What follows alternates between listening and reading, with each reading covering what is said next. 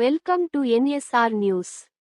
10 సంవత్సరాల టీఆర్ఎస్ గవర్నమెంట్లో జరిగిన అవినీతి, అక్రమాలను సాక్ష్యాధారాలతో సహా బయట పెడతామని కూకట్పల్లి కాంగ్రెస్ పార్టీ ఇన్ఛార్జ్ బండి రమేష్ హెచ్చరించారు. హెచ్సియు భూముల వివాదాన్ని విద్యార్థులను ముందు పెట్టి రాజకీయాలకు వాడుకుంటున్నారని ఆయన ధ్వజమెత్తారు. కూకట్పల్లి శాసనసభ్యుడు మాధవరం కృష్ణారావు హెచ్సియు భూములపై కాంగ్రెస్ ప్రభుత్వాన్ని సీఎం ముఖ్యమంత్రిని విమర్శించడంపై ఆయన ఘాటుగా స్పందించారు. దొంగే దొంగ అన్నట్లు కృష్ణారావు తీరు ఉందన్నారు. గత 1 ఏళ్లలో కూకట్పల్లి నియోజకవర్గంలో చెరువులు, కుంటలు, శిఖం భూములు చివరకు నాలాలను సైతం వదలకుండా కబ్జా చేశాడని, వీటన్నింటి వ్యవహారం బయటకు తీస్తామని, ఎమ్మెల్యే తీరును ఎండగడతామని రమేష్ హెచ్చరించారు. ఈ సమావేశంలో కాంగ్రెస్ నాయకులు పట్లోళ్ల నాగిరెడ్డి, తూమువేణు, లక్ష్మయ్య, దండగుల యాదగిరి, పుష్పరెడ్డి, గోపిశెట్టి రాఘవేంద్ర, కుక్కల రమేష్, మేకల రమేష్, మధుగౌడ్, ఐజాజ్, శివచౌదరి, ప్రసన్న కుమార్ తదితరులు పాల్గొన్నారు. ఎమ్మెల్యే మాధవరం కృష్ణారావు గారు హెచ్సియు భూములు రాష్ట్ర ప్రభుత్వం లాక్కుంటుందని ఒక తప్పుడు ప్రచారంగా కాంగ్రెస్ పార్టీ మీద, గౌరవ ముఖ్యమంత్రి గారి మీద నోరు పారేసుకోవడం చాలా విచారకరం. ఎందుకంటే నీకు సబ్జెక్ట్ తెలిస్తే మాట్లాడు, లేదా తెలుసుకో ఆ భూములు ఎక్కడి నుంచి సులువైనాయి, ఎక్కడికి పోయినాయి, ఏమైంది. మా రాష్ట్ర ముఖ్యమంత్రి వర్యులు 2025లో సుప్రీంకోర్టు వరకు పోయి కొట్లాడి తెచ్చిన భూములు. చిన్న బ్రీఫ్ ఏమైందంటే 2003 నుంచి వ్యవహారం జరుగుతుంది. 2006లో కాంగ్రెస్ పార్టీ రాజశేఖర రెడ్డి గారు ఆ ఐఎంజీ సంస్థ ఏదైతే ఒప్పందం చేసుకొని పెట్టలేదో అందుకే వాళ్ళు లాక్కున్నారు.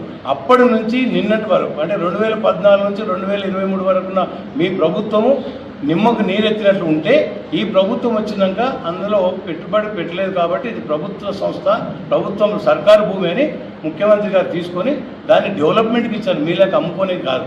మీలాక ఎంఎస్ఎన్ కంపెనీకో, మయోంకో, ఇంకోటికో 453 ఎకరాలు 9.5 ఏళ్ళు మీరు అమ్మిరు, మేము అమ్మలే. దయచేసి తెలుసుకో, సబ్జెక్ట్ తెలుసుకొని మాట్లాడు తప్ప కాంగ్రెస్ పార్టీ మీద నువ్వు అనవసరమైన అవాకులు చెవాకులు వెళ్తే కాంగ్రెస్ పార్టీ నాయకులు, కార్యకర్తలు ఊరుకోరు.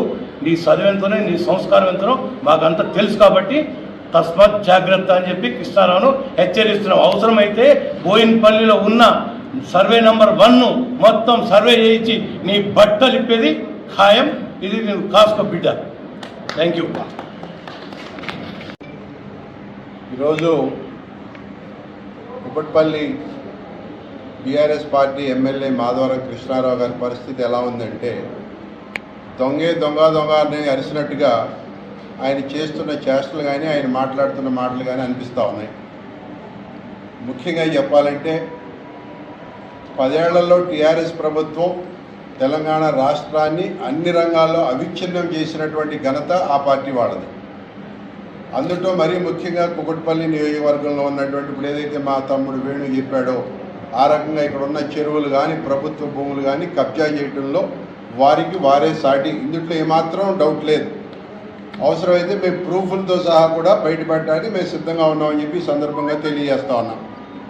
ఇక కృష్ణారావు సంగతి పక్కన పెడితే, బీఆర్ఎస్ వాళ్ళు గడిచిన 10 ఏళ్లలో దగ్గర 500 ఎకరాల ప్రభుత్వ భూమిని వాళ్ళ పెద్ద పెద్ద బడా బిల్డర్స్కి దారాదత్తం చేసి, ఇవాళ మైహోమ్ కానీ, రాజపుష్ప కానీ ఇటువంటి పెద్ద పెద్ద బిల్డర్లకి దారాదత్తం చేసి మరి ప్రభుత్వ భూమిని అన్యాక్రాంతం చేసింది వారు కాదా అని చెప్పి సందర్భంగా నేను క్వశ్చన్ చేస్తా ఉన్నా. ఇవాళ నిజంగా కూడా ఇవాళ హెచ్సియుకి సంబంధించి, హైదరాబాద్ సెంట్రల్ యూనివర్సిటీకి సంబంధించినటువంటి భూమి దగ్గర 2300 ఎకరాల పైచిలకు భూమి అది. అటువంటి భూమిలో అసలు భూమి నిజంగా కూడా వాళ్ళ అవసరం కోసం కొంత ఏర్పాటు చేసిన, వాళ్ళ యూనివర్సిటీకి ఎంత కావాలో అంత వాళ్ళకి అప్పచెప్పాం. కానీ అది లీగల్గా 200% ఇది ప్రభుత్వానికి సంబంధించినటువంటి భూమి. ఏదైతే వారు వాళ్ళ బిల్డింగ్లు నిర్మించుకుని విద్యా వ్యవస్థను ఏర్పాటు చేశారో యూనివర్సిటీ కింద, దాని వరకు వాళ్ళ పొజిషన్లో ఉన్నంత వరకు వారిదే, దాన్ని ఎవరో కాదనడానికి లేదు. అవసరమైతే దాన్ని పరిరక్షించడానికి ప్రభుత్వం ఎప్పుడు కూడా సిద్ధంగా ఉంది. మరి ఈ కృష్ణారావు నేను ఒకటే క్వశ్చన్ అడుగుతున్నా, అప్పుడు మీ ప్రభుత్వం ఉన్నప్పుడు అందుట్లో 17-18 ఎకరాల భూమిని ఒక రోడ్డు కోసం దారాదత్తం చేశారు. కొంతమంది ప్రైవేటు వ్యక్తుల యొక్క వారి అవసరం కోసం వీళ్ళ చేతులు కూడా కలిపి ఇది మన అవసరమైతే ప్రూవ్ చేయడానికి మేము సిద్ధంగా ఉన్నామని చెప్పి చెప్తా ఉన్నాం. ఇవాళ వీళ్ళు వచ్చి అనవసరంగా రాజకీయం చేయాలని చెప్పి అక్కడ ఉన్న స్టూడెంట్స్ని వాళ్ళ జీవితాలతో చెలగాటవాటం. ఎందుకంటే వీళ్ళకి బాగా అలవాటు ఉద్యమాలు చేసి అందరి బతుకుల్లో అందరి ఇది నింపడానికి, అందరి చావులకు కారణం అవడానికి, 1200-1500 మంది చావు అవడానికి కారణం వీళ్ళు. అనవసరంగా వాళ్ళతో వీళ్ళు పబ్బం గడుపుకోవాలని ఆలోచన చేస్తున్న మాట వాస్తవం. కాబట్టి పిల్లల్ని మేము ఒకటే తస్మా జాగ్రత్త, మీ జీవితాలు మీరు చక్కగా చదువుకోండి, మీరు హ్యాపీగా యూనివర్సిటీకి సంబంధించిన ఒక్క గజం భూమి కూడా అన్యాక్రాంతం కాదు. ప్రభుత్వం కానీ కాంగ్రెస్ పార్టీ కానీ ఎప్పుడు కూడా మీకు అన్ని విధాల అండగా ఉంటుందని చెప్పి ఈ సందర్భంగా తెలియజేస్తా ఉన్నాం. ఇకపోతే కృష్ణారావు చేసిన అరాచకాలు ఎన్నున్నాయండి ఈ కుకట్పల్లి నియోజకవర్గంలో. ఒక పక్క చెరువులు, ఇప్పుడు మా తమ్ముడు చెప్పినట్టుగా ప్రతి చెరువులో కూడా అప్పుడు ఏదైతే చెరువుల సుందరీకరణ అని చెప్పి ఒక ప్రత్యేకమైనటువంటి స్కీమ్ తీసుకొచ్చి ఆ సుందరీకరణ పేరుతో చెరువుకు నీళ్లను చుట్టూ మధ్యలో కట్టేసి పక్కనున్న మొత్తం భూమిని అన్యాక్రాంతం చేసిన ఘనత ఈ టీఆర్ఎస్ లీడర్లది. ప్రతి చెరువుకు సంబంధించిన ఎఫ్టీఎల్ కానీ బఫర్ స్ట్రిప్ కానీ ఇవాళ ఏ ఒక్క చెరువు దగ్గర కూడా కనబడుతులేవాడు. ఒక్క కుకట్పల్లిలోనే కాదు, తెలంగాణ రాష్ట్రం మొత్తం కూడా వీళ్ళు దోశారు. ఈ రకంగా మట్టిని కూడా అమ్ముకుని వీళ్ళు నిజంగా చెప్పాలంటే ఒక శవరాజకీయం చేసినట్టు చేశారు వాళ్ళు ఈ చెరువుల మీద. ఇటువంటి వాళ్ళు మా కాంగ్రెస్ ప్రభుత్వాన్ని రేవంత్ రెడ్డి గారి గురించి మాట్లాడే నైతిక హక్కు వీళ్ళకి లేదని చెప్పి ఈ సందర్భంగా నేను గుర్తు చేస్తా ఉన్నా. ఖబర్దార్. మీకు ఇంకో విషయం కూడా చెప్తా ఉన్నా, హౌసింగ్ బోర్డు విషయాల గురించి ఏదైతే నువ్వు మాట్లాడుతూ ఉన్నావు, హౌసింగ్ బోర్డుకు సంబంధించిన ప్రతి స్థలాన్ని కూడా మన ప్రభుత్వం మేము వచ్చిన ఈ 15 నెలల్లో ఎక్కడెక్కడైతే భూములు ఖాళీగా పడి ఉన్నాయో వాటన్నిటికీ కంచె, వాటన్నిటికీ కాంపౌండ్ వాల్స్ కూడా ఏర్పాటు చేయడం ఈ మధ్య మీరు చూస్తుంటారు. ప్రెస్ మిత్రులందరూ కూడా చూస్తూ ఉన్నారు కుకట్పల్లికి సంబంధించి. వాటన్నిటికీ కూడా ఎక్కడ ఎవరికి దారాదత్తం కాకూడదు, ఆ భూములన్నీ అన్యాక్రాంతం కాకూడదని చెప్పి అది ప్రభుత్వానికి సంబంధించిన భూములు ప్రజల మేలు కోసమే ఉండాలని చెప్పి ఆ భూములన్నిటికీ కూడా చుట్టూ కాంపౌండ్ వాళ్ళు ఏర్పాటు చేయడం కూడా అది ప్రభుత్వం చొరవ తీసుకుందని చెప్పి ముఖ్యంగా ఏదైతే మా పొంగులేటి శ్రీనివాస్ రెడ్డి గారు ఉన్నారో మంత్రి గారు వారి చొరవతో బ్రహ్మాండంగా మేము వచ్చినాక ఈ శాంక్షన్ చేసి కాంపౌండ్ వాల్స్ అన్ని కూడా నిర్మించడం జరుగుతూ ఉంది. ఈయనంటాడు హౌసింగ్ బోర్డు స్థలాలు అమ్ముకున్నారా? అసలు హౌసింగ్ బోర్డు ఏర్పాటు చేసిందే పేద ప్రజల కోసం, అందరికీ ఇల్లు ఏర్పాటు చేయడం కోసం. నీలాగా 10 ఏళ్ళు మేము డబుల్ బెడ్రూమ్లు ఇస్తామని చెప్పి ఊరించి మగడా పంపించి మగడా అని చెప్పి నువ్వు 10 ఏళ్ళు గడిపేసి ఎవరికి ఒక్క డబుల్ బెడ్రూమ్ ఇచ్చిన దాఖలాలే లేవు రాష్ట్రంలో.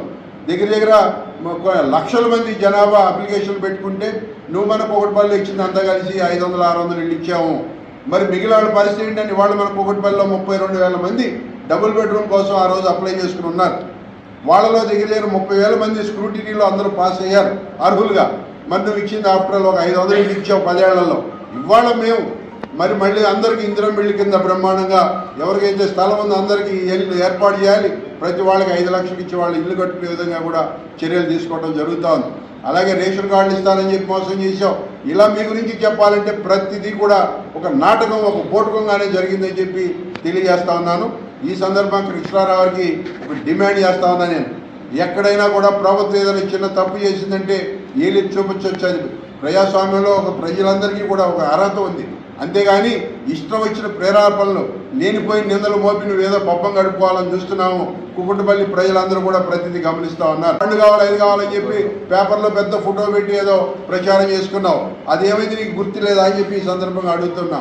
ఏది ఉన్నా కూడా వాళ్ళ ముఖ్యమంత్రి రేవంత్ రెడ్డి గారు ఇవాళ తెలంగాణ రాష్ట్రం కోసం, తెలంగాణ రాష్ట్రాన్ని బ్రహ్మాండంగా ప్రపంచంలో అగ్రగామిగా నిలబెట్టడం కోసం ఆయన అహర్నిశలు రోజు 15-16 గంటలు కష్టపడి ఇవాళ అనేకమైన పెట్టుబడులు తెచ్చి యువతకు ప్రోత్సాహాలు అందించి ఉద్యోగాలు వచ్చే విధంగా కూడా ఇవాళ చర్యలు తీసుకోవడం జరుగుతూ ఉంది.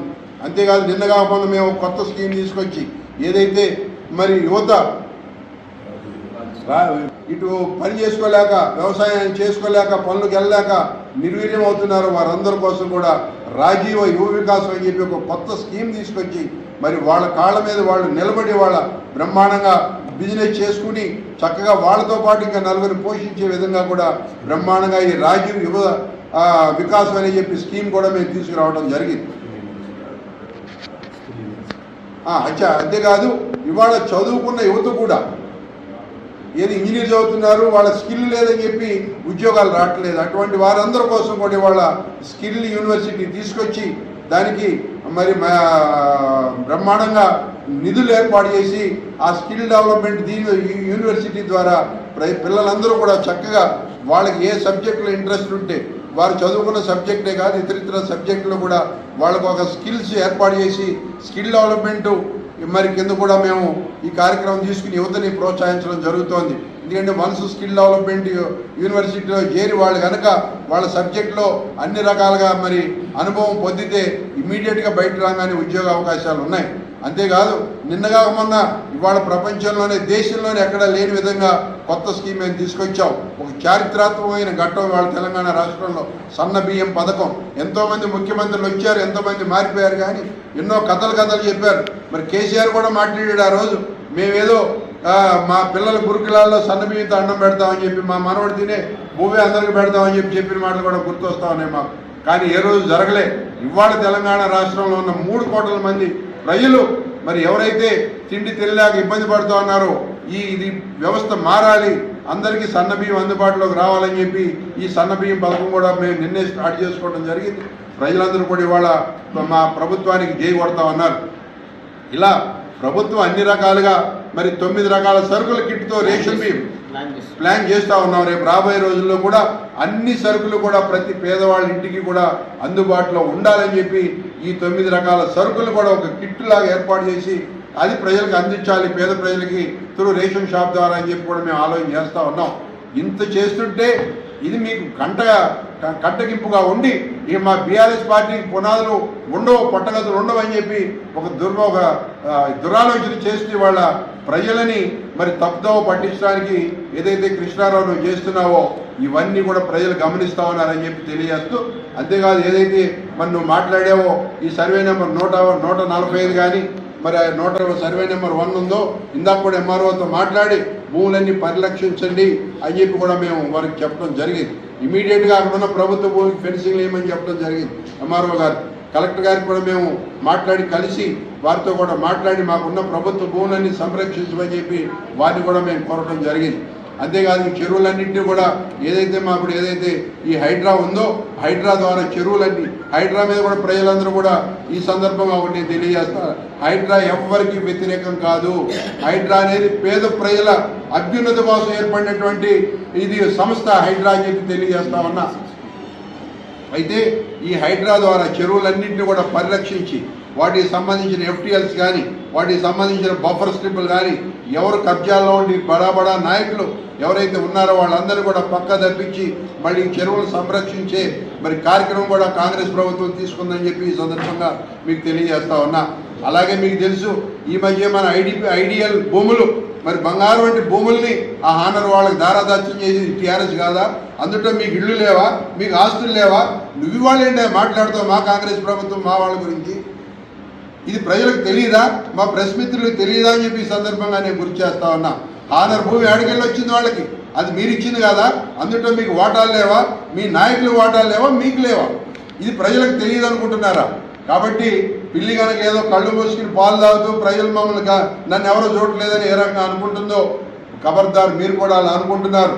మీ అన్ని ఎండగట్టడానికి మేము సిద్ధంగా ఉన్నాం. ఇప్పుడే మేము రంగంలో దిగాం, ప్రతి కార్యక్రమాన్ని తీసుకుంటాం, ప్రజలకు అండగా ఉంటాం, 24 గంటలు ప్రజలతో పాటు కలిసి సాగుతాం. ఏదైతే మా ప్రభుత్వం ఇస్తున్నటువంటి సంక్షేమ పథకాలు ఏవైతే ఉన్నాయో అభివృద్ధి ఫలాలన్నింటినీ కూడా పేద ప్రజలకు అందే విధంగా బ్రహ్మాండంగా రూపుదిద్దుకుంటామని చెప్పి ప్రతి నిత్యం ప్రజల్లో ఉండి కాంగ్రెస్ క్యాడర్ అంతా మరి కుకుట్పల్లిలోనే కాదు తెలంగాణ రాష్ట్రం మొత్తం కూడా ఇవాళ బ్రహ్మాండంగా మొన్న మధ్య మరి రైతు రుణమాఫీ చేశాం, రైతులకు బోనస్ ఇచ్చాం, సన్నబియ్యం బోనస్ ఇచ్చాం.